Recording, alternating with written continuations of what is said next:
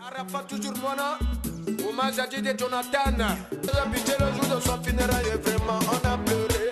Quand on est allé à la mort de Jonathan, j'ai dit vraiment ça faisait pitié parce que si tu voyais Jonathan, c'est vraiment mon frère de trop.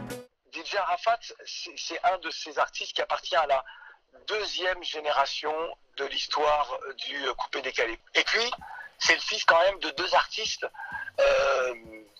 Alors, ce n'étaient pas les artistes forcément phares, mais qui avaient une personnalité très forte dans l'histoire de la variété ivoirienne. C'est le fils de Rompierre, et c'est le fils de Tina Spencer, artiste, chanteuse, un peu sulfureuse par certains de ses titres et par sa posture. C'est un artiste phare, c'est un artiste qui pour moi également symbolise bien cette Afrique francophone qui a soif d'émancipation. C'est terminé. On ne plagie plus ce qui se fait en France en termes de variété. On ne plagie plus les Afro-Américains. Mais on peut s'inspirer à la fois de tout ça tout en étant soi-même. Et DJ Arafat, il est vraiment le symbole de cela. Si on fait la comparaison avec d'autres artistes, que ce soit de Zouglou ou autre, lui, il a explosé les codes. C'est un artiste qui explose les codes. Il n'a jamais eu peur de mélanger avec des choses un petit peu rock, un petit peu décalées. Ça se parle pas. Ah, influamento à bord de la machine.